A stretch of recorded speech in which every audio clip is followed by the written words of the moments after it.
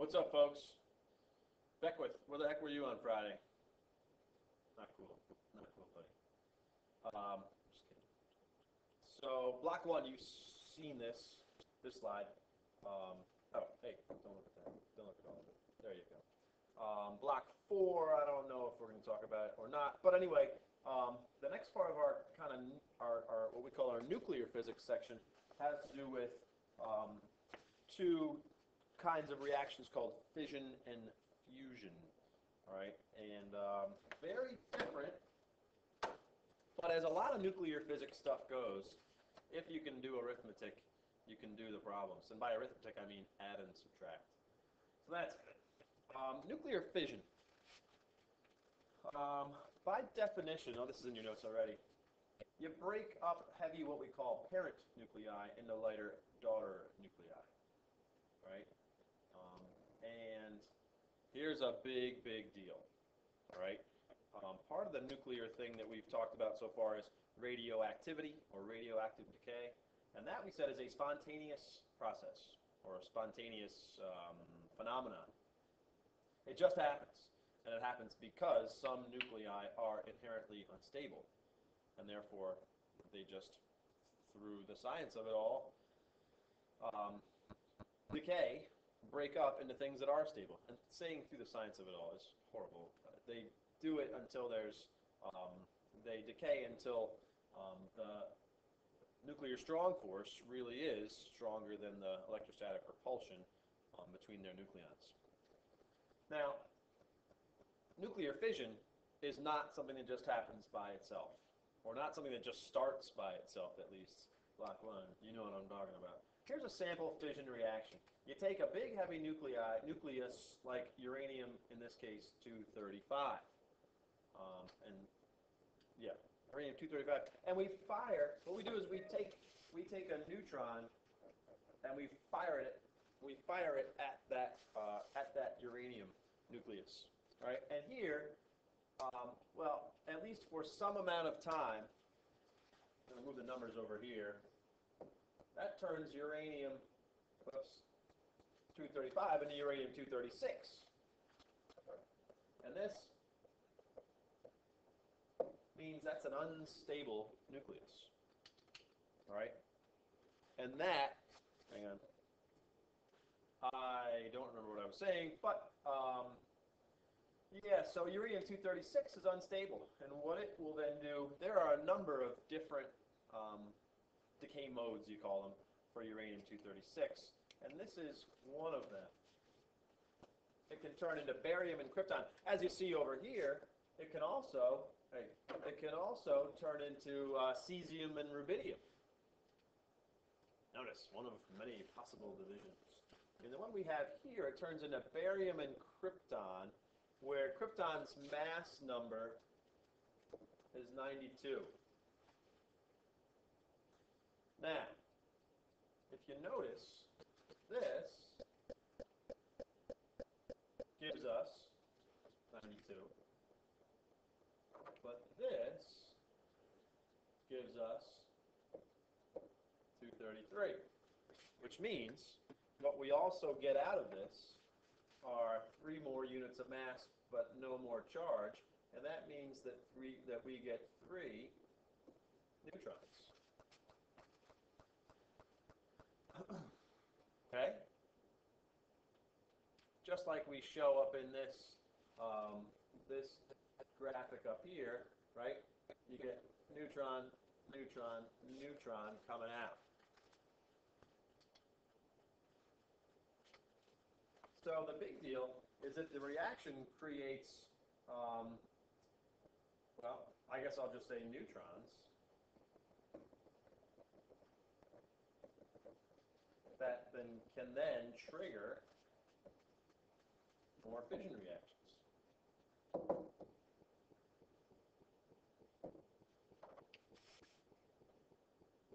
I'm just trying to underline. I'm going to have to be real careful with where I put this pen. It's going to go like, no, that's too far over. I'm trying to underline just the S. Notice, neutrons. Neutrons. We need 1 neutron to start the reaction. What do we get out of the reaction? More than 1. A I think you, well, I shouldn't say you always do. Depending on what the daughters are, you can get different amounts of neutrons. Sometimes two, sometimes three. I don't know if it's ever one. But I know the average number of neutrons you get out of a fission reaction of uranium-235, 236 is 2.7 or so. Okay, and each one of those can go trigger another reaction.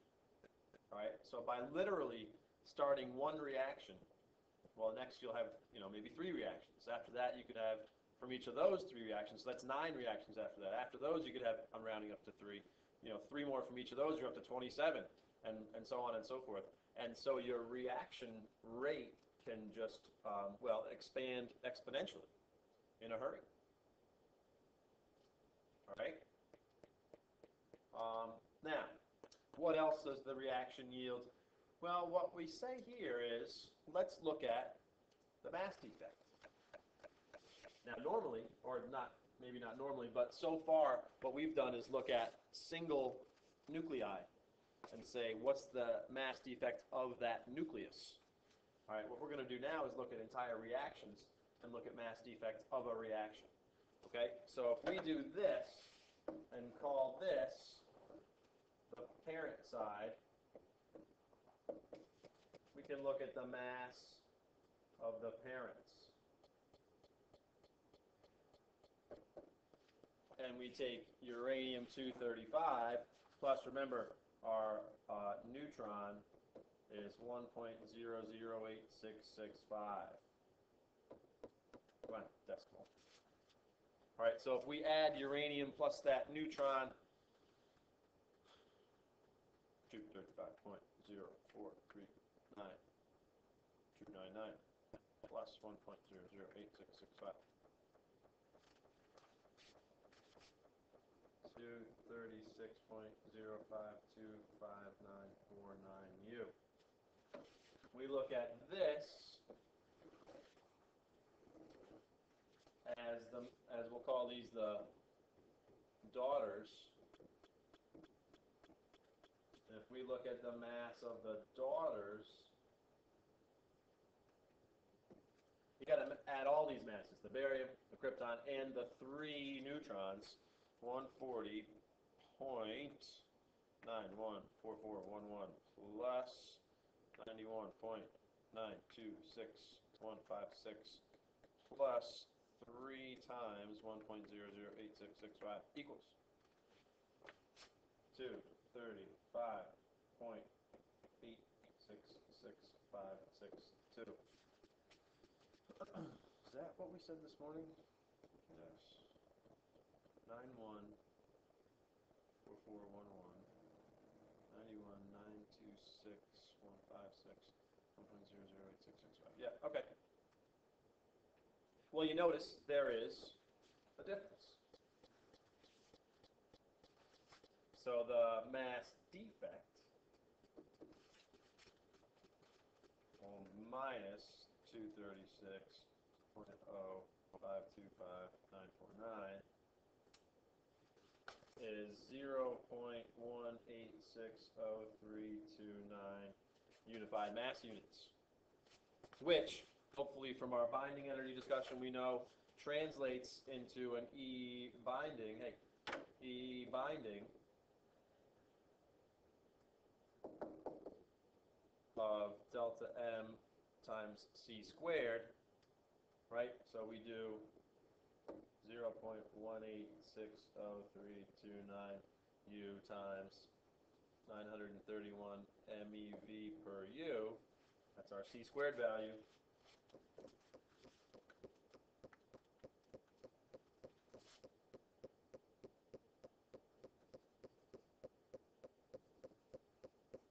We release 173 MeV of energy. So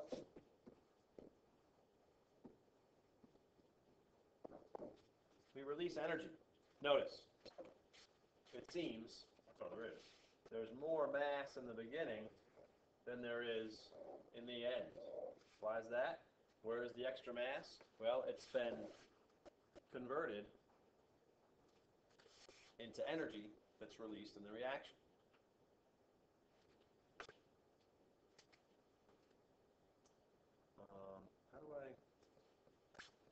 rid of this thing. Yeah, I do that. So what do we use that for? Duh, I hate when this, I keep doing this. Ah! Yeah. You know, this is something that is useful. Fission is the phenomenon responsible for nuclear power.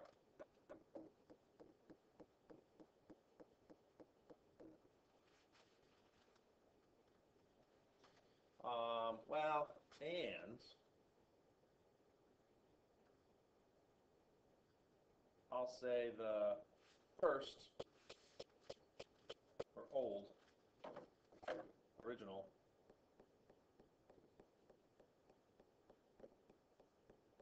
nuclear bombs, atomic bomb. World War II atomic bombs used fission reactions. So you're telling me we use the same things for nuclear power as we do for nuclear bombs? Well, yeah. The difference is this part. If you're not careful, like we said, every reaction yields somewhere in the neighborhood of 3 triggers for new reactions. And every reaction yields some energy. So if you let those reactions just go and go and go, you'll release massive amounts of energy. Well, you know, the amount of energy you release grows at an exponential rate like the number of reactions do, or the rate of reactions. All right, and that can be enormous amounts of energy, right? And if you release enormous amounts of energy, that's what happens. However, if we can control the reaction rate by giving these a place to go other than into another reaction, you can control the reaction rate. Right? And so there are elements in nuclear reactors, I think they are carbon or graphite rods that are used to suck up some extra electrons. All right? And so you take, sorry, electrons, I mean neutrons, of course. Some of these neutrons that come out of a reaction are kind of gobbled up by those control rods, they're called. And I don't know the chemistry or physics of that, but they, for some reason, will just grab neutrons and become a different isotope of whatever they were before, but still stay nice and stable. So some of those neutrons are gobbled up, and we control a certain amount, control the number of them that are allowed to go and start more fission reactions. So if we can control it, control the reaction rate, we get that. If we can't control it, we get that. Right? It's called a chain reaction. The uncontrolled chain reaction. I mean, it's always called a chain reaction, but the uncontrolled chain reaction leads to nuclear bomb, or leads to core meltdown and well, Chernobyl. Chernobyl was a nuclear disaster in Russia in the 80s. Okay? Okay. Now, sort of the opposite of that, of fission, is nuclear fusion, right? And fusion, like it sounds, is we take 2 lighter nuclei and we fuse them together to produce a heavier nucleus and lots of energy, right? And just so we're sure, in this case, the energy that we produce here, that energy in nuclear power goes to, we make it boil water. And that water that boils, well, there's some steam that's made, and then the steam, as it wants to expand, pushes a piston, or eventually, I don't know if it's pistons, it's probably not pistons, but it spins a turbine. And that spinning turbine is, well, there's lots of coils of wire, there's coils of wire and magnets involved, right? And then we do some induced current stuff, right? Electromagnetic interaction stuff, and that spinning coil, or spinning something, makes current in wires, and then we get electricity, okay? In this case, in the fusion reaction, it's not spontaneous, right? You have to make it happen, and it's wicked hard to make it happen, right? And fusion reactions look like this. Here's one. You take, well, this is deuterium, I believe, an isotope of hydrogen that has a neutron with it. You take 2 deuteriums and you smash them together. And you can get a helium isotope out of it. And let's see, what else would we end up with? Well, we'd end up with, let's see, we got 2, so we got 0 here, and we need 1 up top, a neutron. All right? And, I mean, the deal is, as you know, remember this graph, right? Here's a graph of electrostatic force versus separation. It goes like this. So you try to take 2 deuteriums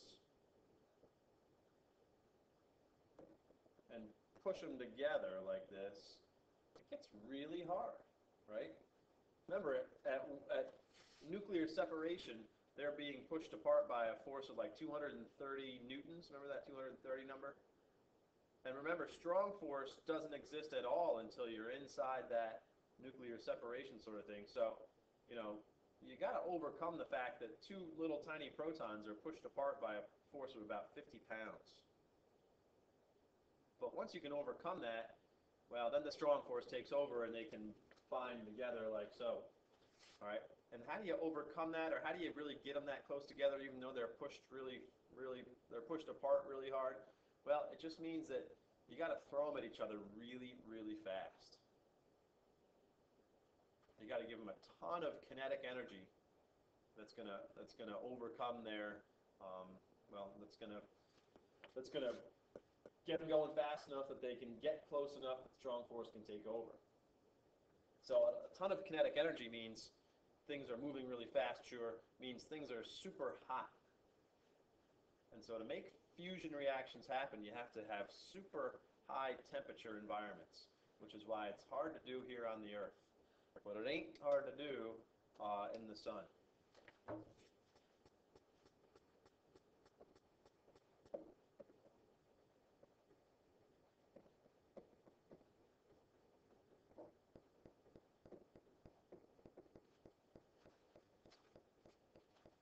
Okay, so our sun is a big old fusion reactor. Okay, let's look at energies here. So if we look at, we'll call this the parent side. I don't know about that. I don't want to call it parent and daughter because it's not heavier and lighter stuff. Let's say, I don't know, before. And then let's say after. If we look, let me see how much room I have. Sure, great. Lots of room? Yeah, lots of room. I got it. So M before is 2 of those deuteriums. So that's 2 times 2.0141079.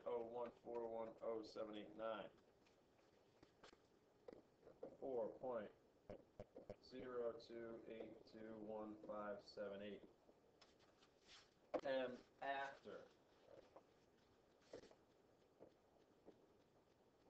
Don't forget, you take this and a neutron, so 3.0160293 plus 1.008665 equals 4.02469443.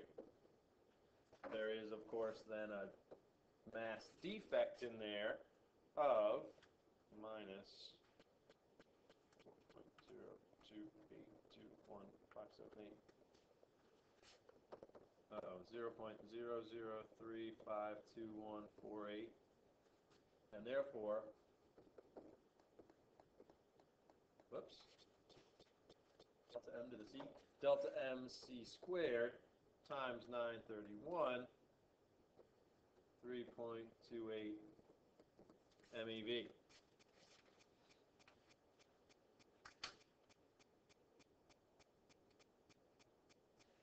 Now notice, in the fission reaction, we said we released 178 MeV per reaction. In the fusion reaction, we released 3.28 MeV, which is, well, this says lots of energy. That's not comparatively lots of energy. However, if you think about the energy kind of per unit mass, then it's pretty big. Okay. So here we're releasing, look, 3 energy units, let's call it, and 4 mass units. In the page before, what do we have? Yeah, 173 energy units and 235 mass units. All right, so if you look at a kind of a pound for pound basis, we do release lots of energy here per, per what we put in. All right, and you think about a star and how much hydrogen's in there, how big they are. So how many two nucleon items are there in a star? There's a pretty big number of them. Okay. Now, so yeah, the primary phenomenon that we see with fusion is stars, but it's also, yikes, modern.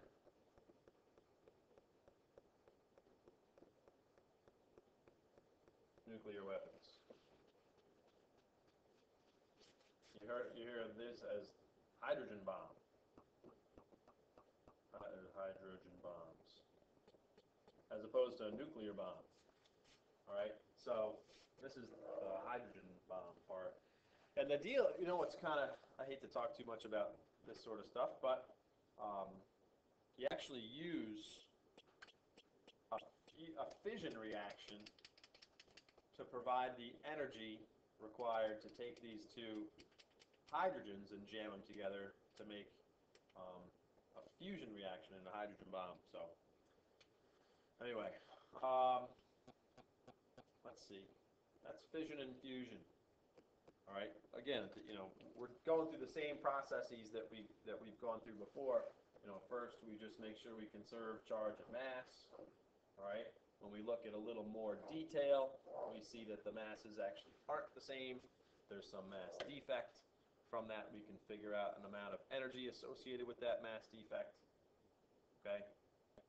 In cases like this, it seems like there's less mass that you end up with than what you started with, and that means that some of that mass must have been converted into energy that's released. So what I should make sure I do here is do like I did before, plus energy.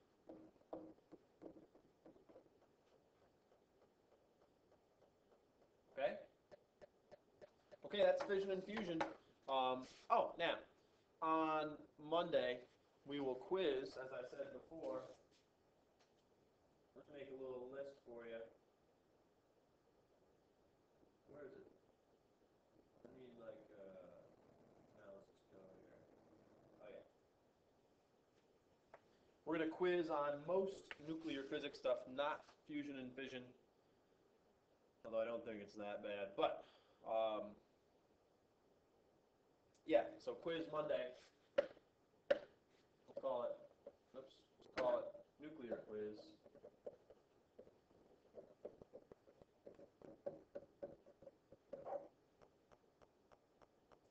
So where do we start? We'll start with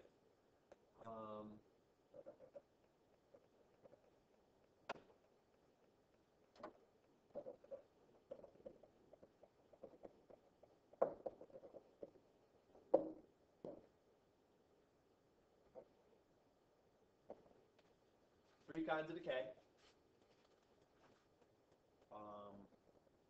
And I would say in each of those,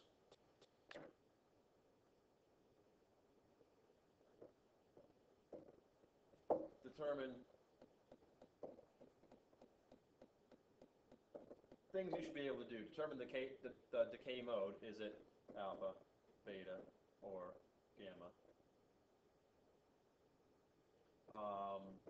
Determine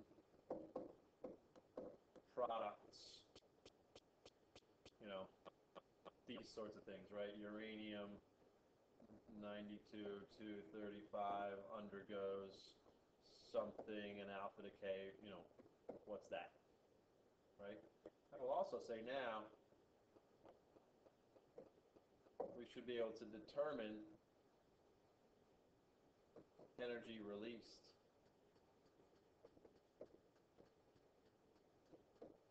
in any decay. All right, and that's a delta M. Well, that's just this, really. E is delta MC squared. Okay? So there's one. I'll say two is just nuclear reactions. And that's like, there's that worksheet I gave you on nuclear reactions. That's just, it's this element with that and that turns into, or plus this element with that and that turns into this element with that and that plus this element with that and that. Conserve the charge, conserve the mass. I don't have a good example for you off the top of my head, right? 3, I would say,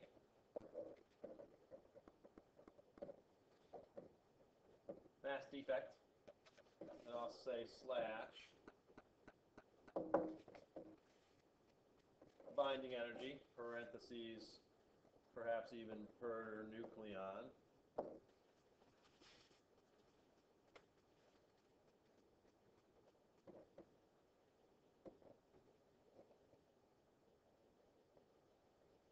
So binding energy or energy released, and I'll say, for any single nucleus or for any nuclear reaction. So that, we're basically circling back to this. All right, what else would I have to ask you to do in nuclear stuff? Bounce back to here and make sure. Hang on. Yes. So we started nuclear stuff. Oh, sure. Yeah, fundamental forces, fine. I probably won't ask you much about those. Yep, radioactive decay. Yep. Yeah, half-lives. All right, so let's talk about, make sure we can handle 4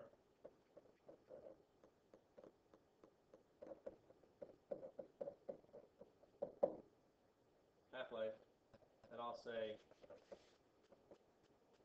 integer numbers only.